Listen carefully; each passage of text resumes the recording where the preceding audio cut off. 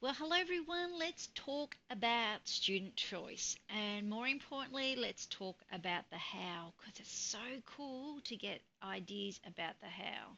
So, first of all, let's look at this reference, these big ideas, and it's from Utopia. You probably follow Utopia on your socials. It's a really cool website that has everything from teachers and a little bit of research. It's excellent. So, let's talk about why we have student choice.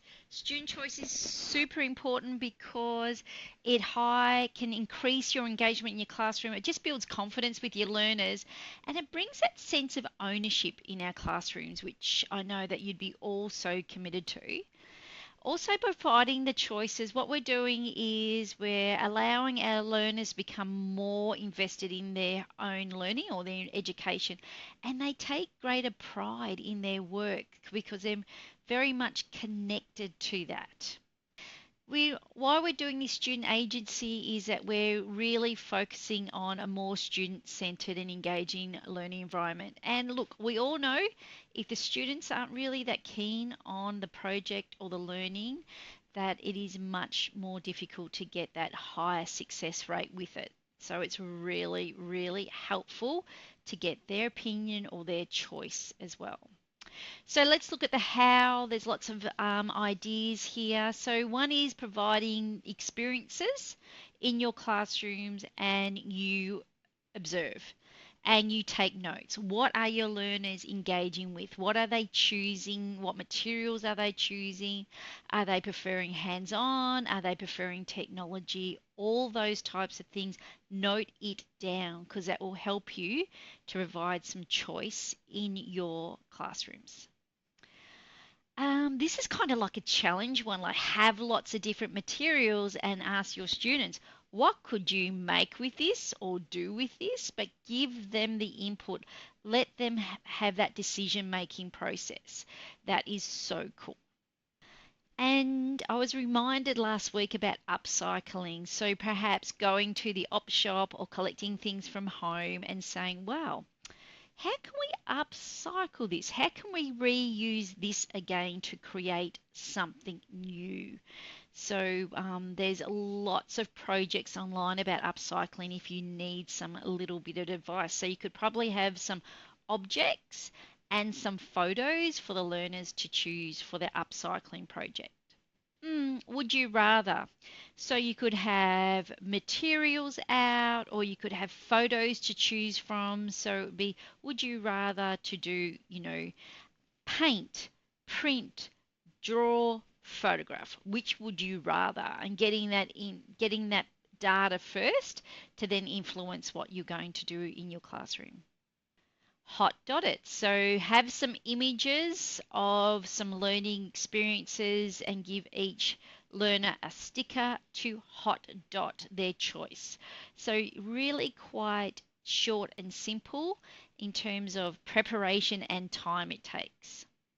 Pop stick vote. So you might have two or three options. You might have cups and the learners put a pop stick or an icy pole stick in the cup that's related to that learning. So you'd have your three options. So it could be a photo, it could be the objects, and then they put a pop stick physically in the cup to show their preference.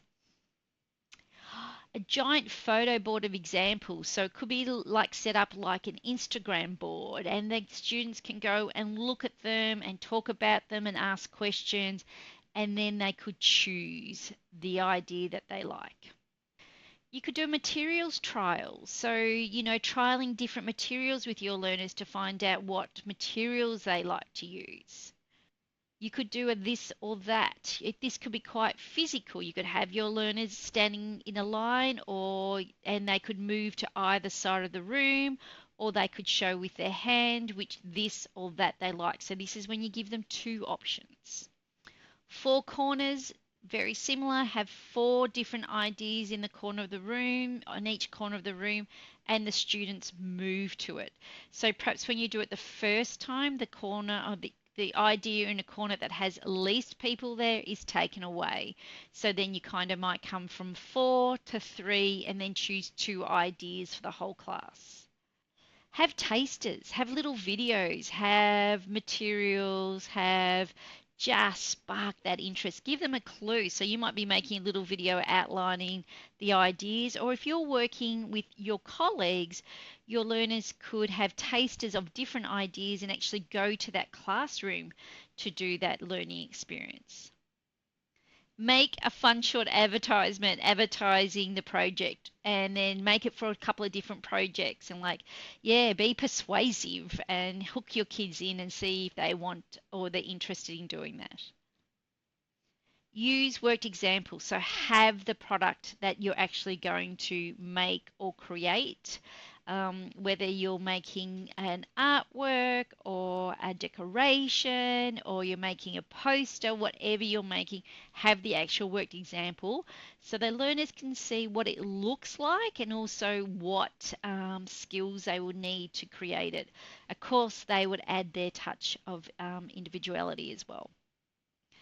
Make 3D graphs. So give each student a block for them to vote which idea they like so they can physically see the most popular.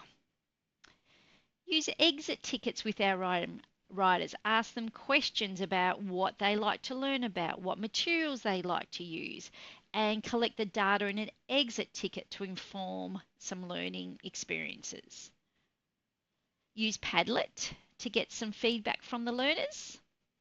And in a writing response, so perhaps it could be some predictable chart writing, or it actually could be some persuasive writing for the learners to convince you which learning experience they would like. So yeah, building some writing responses as well. Well, I hope this has given you some ideas to include student choice. As always, make sure you join the newsletter and follow me on my socials. Bye for now.